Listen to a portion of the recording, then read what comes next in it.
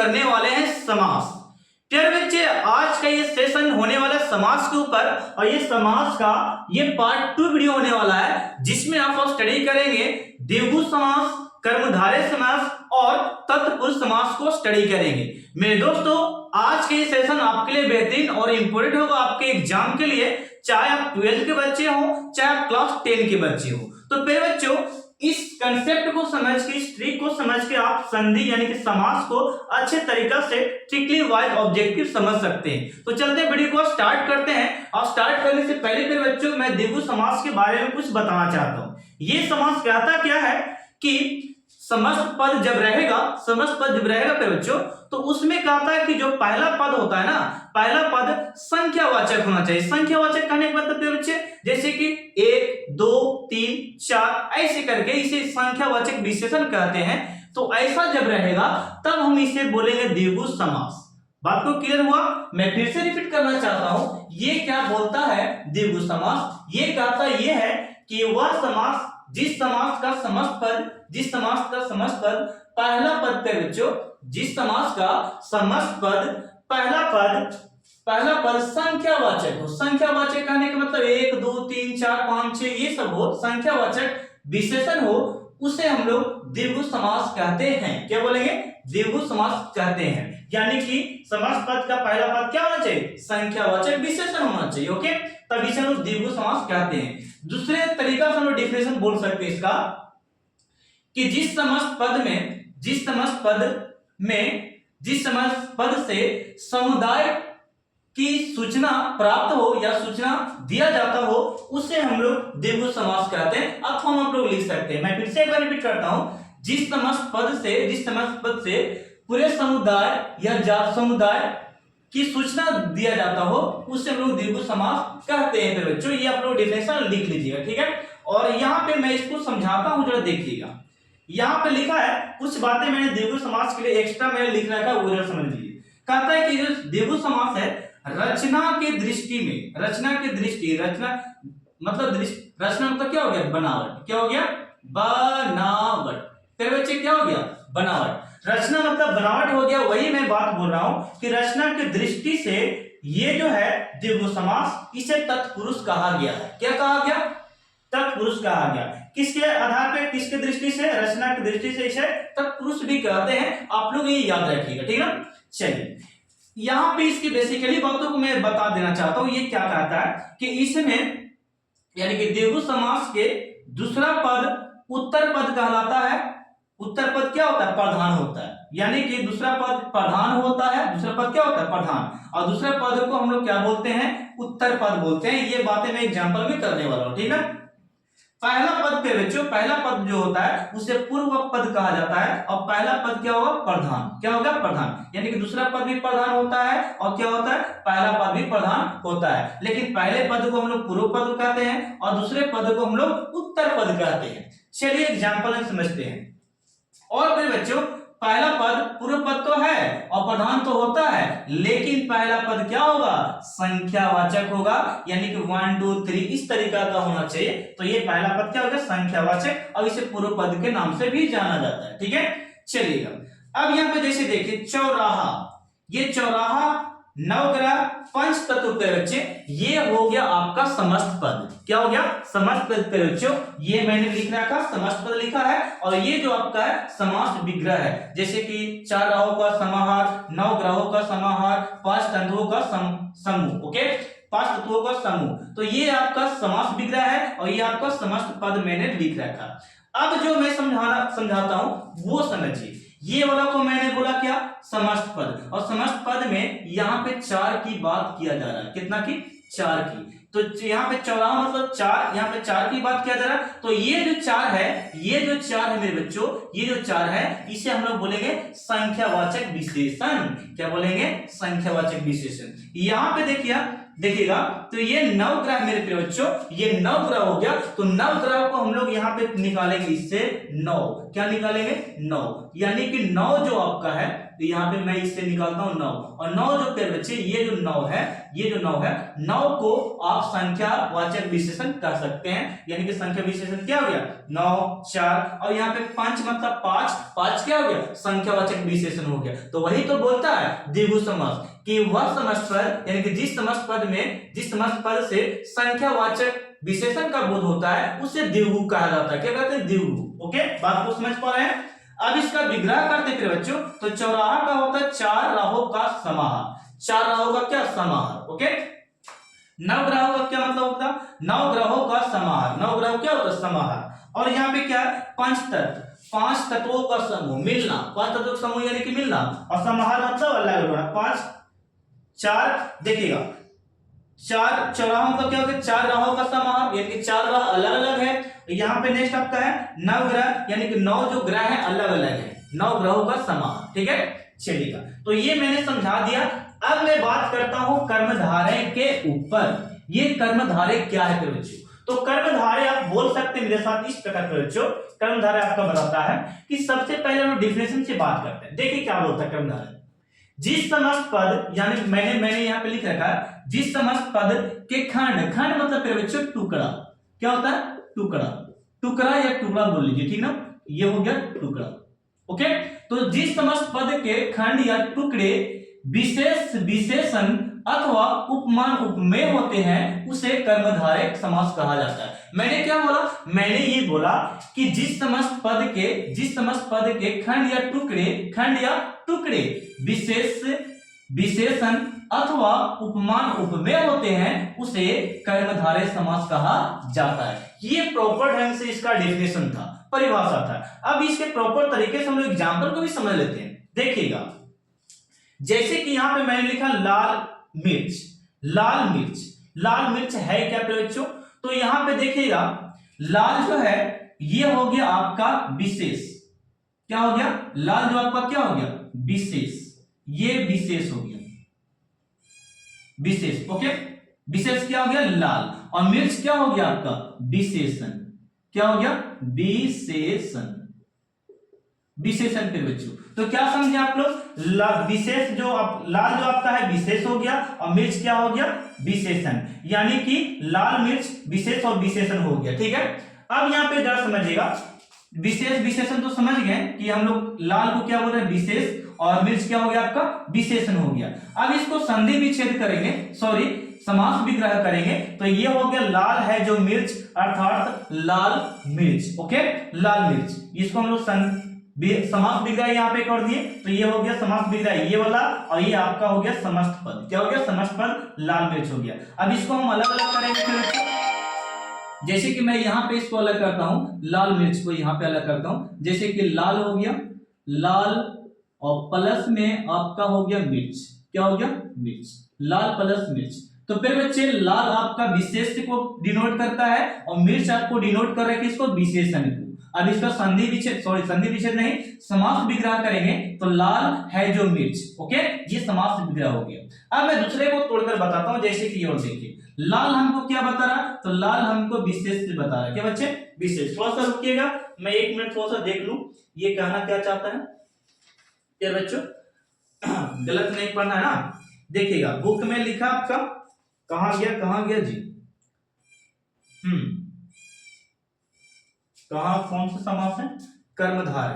हाँ कर्मधारय में हम लोग चला है इसमें नहीं दिया है ये बुक में नहीं ये वाला बुक में दिया गया। ठीक है कर्मधारय कहां है कर्मधारय देखिए मिलेगा। हाँ पहले बच्चे मैंने उल्टा यहां पे बता दिया देखिएगा।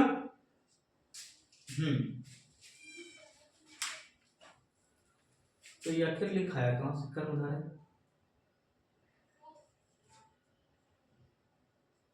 विशेषण पहला विशेष के बाद में बस समझ गया।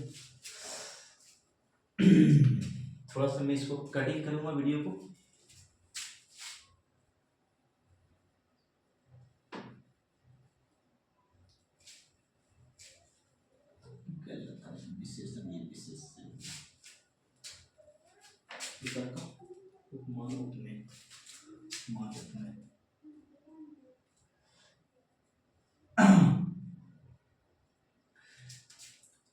तो प्यारे बच्चे आप लोग डिफिनेशन देख लिए। अब मैं प्रॉपर तरीके से आपको इसके एग्जाम्पल को भी मैं डिफाइन करता हूं। जैसे कि देखिएगा, यहां पे मैंने लिखा है लाल मिर्च, लाल लाल क्या हो गया, लाल जो आपका है लाल हो गया रुमाल, नील कमल, नीलकंठ, महारानी, पीतांबर और ये महाविद्यालय। ये आपका हो गया समस्त पद हो गया। ये क्या हो गया, समस्त पद, और ये एग्जाम्पल है कर्मधारय का। ओके, अब समास विग्रह में एक एक करके बताता हूं, आप लोग देखिएगा। क्या बच्चे यहाँ पे ये जो पहला है ना लाल, लाल को हम लोग बोलेंगे विशेषण। ये क्या आपका विशेषण, ये विशेषता बता रहा है। विशेषता किसका बता रहा है, तो वो भी देखिए प्यारे बच्चों, उससे विशेषता मिर्च का विशेषता बता रहा है कि मिर्च कैसा है, लाल है। मिर्च कैसा है, लाल। तो ये विशेषता हो गया मिर्च का, इसीलिए हम लोग इसे क्या बोलते हैं, विशेषण। क्या बोलते हैं, विशेषण। अब मिर्च क्या कहलाएगा सर जी, तो मिर्च आप बोल सकते हैं, इसे विशेष से कहिएगा। क्या कहिए बच्चों, इसे आप विशेष से कहेंगे। यानी कि पहला पद हमको विशेषण है और दूसरा पद क्या हो गया, विशेष से है। यानी कि ये हो गया विशेषण जो कि लाल है, यानी कि दूसरा मिर्च हो गया जो कि इसका विशेष से हो गया। क्या हो गया, विशेष से। अब ये दोनों को हम लोग विग्रह करेंगे तो यहाँ पे हो गया लाल है जो मिर्च। क्या हो गया, लाल है जो मिर्च। यहाँ पे नेक्स्ट आपका है लाल रुमाल। क्या है, लाल रुमाल। यानी कि लाल है जो, लाल को हम लोग यहाँ पे बोलेंगे बच्चे विशेषण। क्या बोलेंगे, विशेषण बोलेंगे बच्चों। इसको हम लोग बोलेंगे लाल को क्या, विशेषण बोलेंगे। और ये रुमाल जो आपका है, रुमाल को हम लोग यहाँ पे बोलेंगे बच्चों, रुमाल को हम लोग बोलेंगे विशेष से। क्या बोलेंगे बच्चों, ये हो गया आपका विशेष से हो गया। क्या हो गया, विशेष से। तो बात को समझ पा रहे हैं। यानी कि लाल, यानी किसकी विशेषता बता रहा है, रुमाल का विशेषता बता रहा है। यानी कैसा रुमाल, लाल है, इसलिए इसको क्या बोल दिए, विशेषण बोल दिए। क्या बोल दिए, विशेषण। और ये वाला पद को हम लोग क्या बोलेंगे, विशेष से बोलेंगे। अब इसको विग्रह करेंगे तो लाल है जो रुमाल, लाल है जो रुमाल। एक और मार्कर कहां है, अब यहां पे देखिए, नीला है जो कंठ, नीला है जो कमल, नीला है जो कमल। यानी कि कमल कैसा है, नीला है। नील है जो कमल, नीला है जो कमल बोल सकते हैं, नील है जो कमल। यानी कि नीला, जिसको नीला बोल सकते हैं, इसको क्या बोलेंगे, नीला। नीला है जो कमल, यहां पे हम लिखते हैं नीला। ठीक ना, नीला। ठीक है, नीला। तो नीला है जो कमल, यहां पे लिखेगा नील कमल। अब यहां पे जरा देखिएगा, नीला है जो कमल, यहां पे नीला जो बता रहा है, कमल कैसा है, नीला है। तो बताइए नीला जो बता रहा है वो क्या है, विशेष से होगा कि विशेषण होगा। तो ये पे बच्चों, ये आपका विशेषण कहा जाएगा। क्या बोलेगा, क्या बोलेंगे, विशेषण। क्या बोलेंगे, विशेषण। नीला को बोलेंगे, नील को बोलेंगे। और कमल यहाँ पे क्या पे बच्चों, तो ये कमल जो आपका है ये आपका विशेष से हो गया। क्या हो गया, विशेष से हो गया। ओके, तो ये आपका विशेष से हो गया। अब यहाँ पे तोड़कर तो हम लोग देख लिए, लेकिन ये बनेगा समास विग्रह कैसे, तो लिखेंगे नीला है जो कमल। क्या लिखेंगे, नीला है जो कमल। मेरे बच्चों बात समझ में आ रहा है, नीला है जो कमल, नीला है जो कमल हो गया। ओके, अब नेक्स्ट आपका जो आपका है नीलकंठ, यानी कि नीला है जिसका कंठ, नीला है जिसका कंठ, उसे हम लोग नीलकंठ बोलते हैं। तो नीला के लिए यहाँ पे कलर हो गया नीला, नीला। हम लोग इसको लिखेंगे नीला, नीला। तो प्यार बच्चों, कंठ कैसा है, नीला है। यानी कि कंठ को बता रहा है नीला हो, नीला होना चाहिए। कंठ कैसा होना चाहिए, नीला। तो ये कलर यानी कि विशेषता बता रहा है, तो ये आपका विशेषण है। क्या बच्चों, ये हो गया आपका विशेषण। आप लोग लिखते चलना, ठीक है, क्या बोल रहे हैं सर। ओके, तो ये विशेषण है। और कंठ क्या कहलाएगा, तो कंठ हमारा कहलाएगा विशेष से। क्या कहलाएगा, विशेष से कहलाएगा बच्चों, विशेष से कहलाएगा। ओके, अब इसको बनाकर देखेंगे तो इसको बनाएगा, नीला है जिसका कंठ, नीला है जिसका कंठ, नीला है जिसका कंठ। ओके, नीला है जिसका कंठ। ओके, ये हो गया। अब यहाँ पे बच्चों नेक्स्ट एग्जांपल है महारानी। तो महारानी, महान है जो रानी, महान है जो रानी। इसको बनेगा महान है जो रानी, महान है जो रानी, महान है जो रानी। यानी कि ये जो महान को अलग कर दिया और रानी को अलग कर दीजिए, तो महान आपका हो जाएगा क्या, महान आपका उपमेय हो जाएगा, और सॉरी उपमान हो जाएगा, और उपमेय हो जाएगा आपका रानी। यानी कि इसको मैं तोड़कर देता हूं, यानी कि यहां से मैंने एक शब्द निकाला महान। क्या निकाला, महान। और एक शब्द मैं और निकालता हूं रानी। तो आप देखिएगा, महान को आप बोलिएगा उपमेय, और फिर बच्चों उपमान, सॉरी उपमान कहेंगे, और रानी यहाँ पे हो जाएगा उपमेय। क्या हो जाएगा? उपमेय। यानी कि महान है जो रानी, अर्थात महान और यहाँ पे रानी, तो महान को हम लोग उपमेय उपमान कर रहे हैं और रानी को हम लोग उपमेय बोलेंगे। क्या बोलेंगे? उपमेय। पीतांबर, पीतांबर के बच्चों पीतांबर हम लोग पीला है जिसका अंबर, पीला है जिसका अंबर, तो पीला, पीला हम लोग लिखेंगे यहाँ पे कलर का नाम, देखिएगा ये हो गया पीला। ओके, तो पीला क्या हो गया? एक प्रकार का विशेषण हो गया। क्या हो गया? विशेषण। यानी कि इसको हम लोग विशेषण कहेंगे। क्या बोलेंगे? विशेषण। यहाँ पे इसको क्या बोलेगा? इसको आप विशेषण बोलेगा थोड़ा सा, ठीक है। इसको आप विशेषण कहेंगे तो बच्चों क्या बोलेंगे? विशेषण। इसको आप विशेषण कहेंगे। ओके, तो ये विशेषण हो गया आपका। तो पीला हो गया विशेषण, और अंबर इसको छाटिएगा, अलग कीजिएगा, तो अंबर आपका क्या हो जाएगा? अंबर आपका हो जाएगा क्या? अंबर आपका हो जाएगा विशेष से। अंबर क्या हो जाएगा? विशेष से हो जाएगा। तो ये हो गया पीला आपका अंबर, पीला आपका विशेषण है जो कि विशेषता बता रहा, अंबर आपका विशेष से हो गया। और महाविद्यालय, महान है जो विद्यालय, महान को अलग छाटिएगा तो महान आपका हो जाएगा उपमान, और विद्यालय को छाटिएगा तो विद्यालय आपका हो जाएगा उपमेय। ओके, इसे भी आप लोग बना लीजिएगा, ये आपको क्वेश्चन मार्क में देता हूं। पीला है जो अंबर और महान, महान है जो विद्यालय। ओके, तो ये दो आप लोग कीजिएगा। अब मैं आपको समझाता हूं तत्पुरुष समास। तत्पुरुष समास है क्या? तो पहले जो तत्पुरुष समास समझने से पहले मैं आपको ये बता दूं कि ये जो है तत्पुरुष का मैंने कुछ यहाँ पे एक एग्जांपल और इसके डेफिनेशन को लिखा है, लेकिन इसके रूल बहुत ही लंबा चौड़ा है। ओके प्यारे बच्चों, तो मैं यहाँ पे समझाता हूँ तत्पुरुष के बारे में आखिर ये है क्या।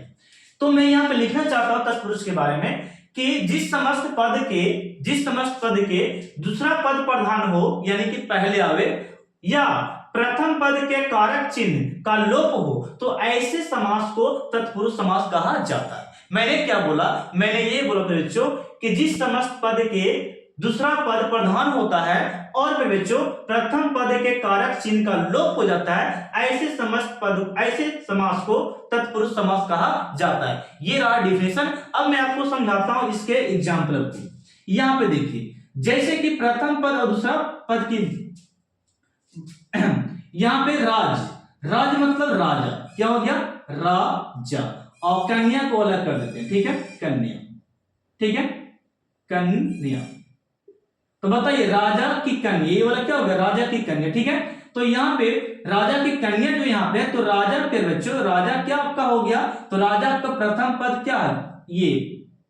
ये प्रथम पद, और कहता है कि प्रथम पद के कारक चिन्ह जो होगा वो लोप हो जाता है। तो बताइए यहाँ पे जरा समझिएगा, राजा में कारक चिन्ह आ आया, क्या आया?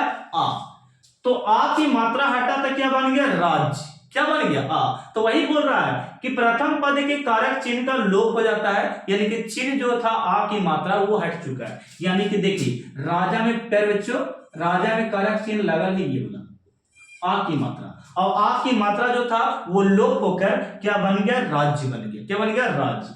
राज हो गया। तो वही बोलता है प्रथम पद के कारक चिन्ह का लोप होता है, कारक चिन्ह का लोप हो, यानी कि आ की मात्रा लोप हो गया, हट गया, ये बात समझ चुके हैं। और कन्या, दूसरा पद समझिएगा, दूसरा पद प्रधान होता है, यानी कि दूसरा पद प्रधान होगा राजा की कन्या।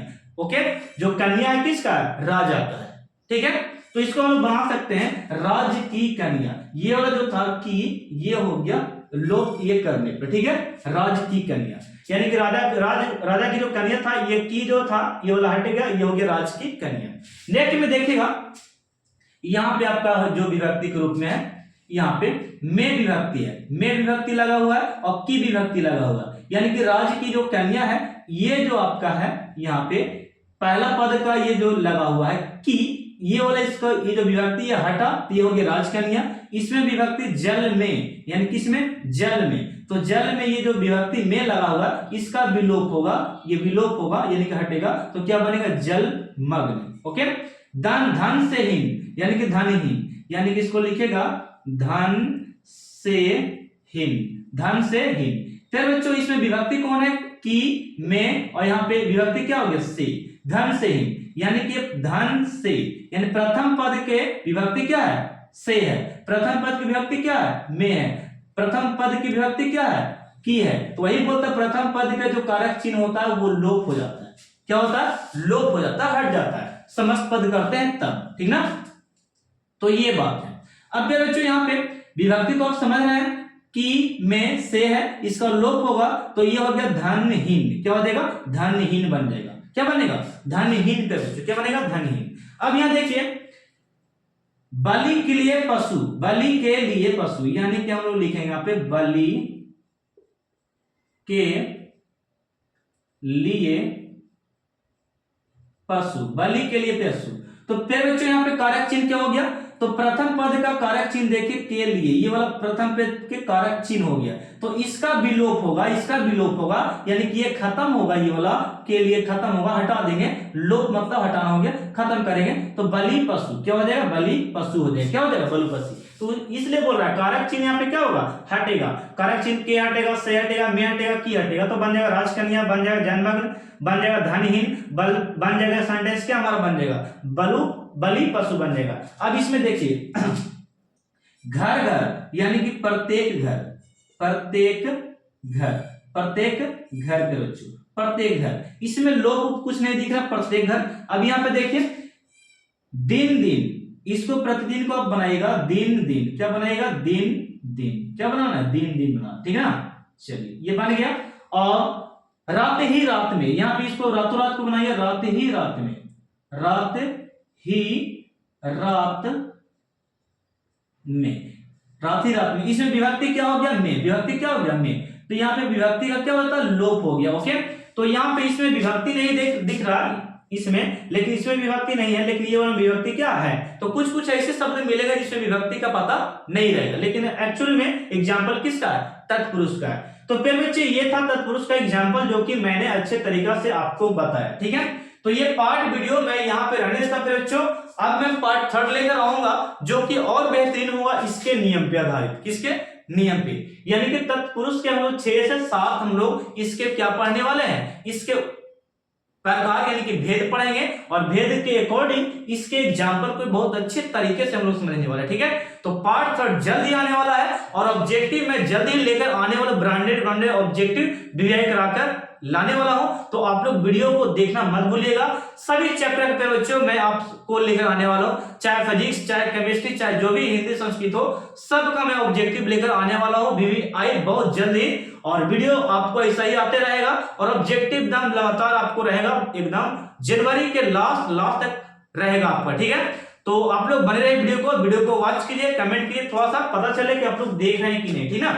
तो मिलते हैं नेक्स्ट पार्ट में, पार्ट 3 में। तो ये पार्ट 2 बस यहीं तक हम लोग रहने देते हैं, ठीक है? तो इसे आप स्क्रीनशॉट ले सकते हैं।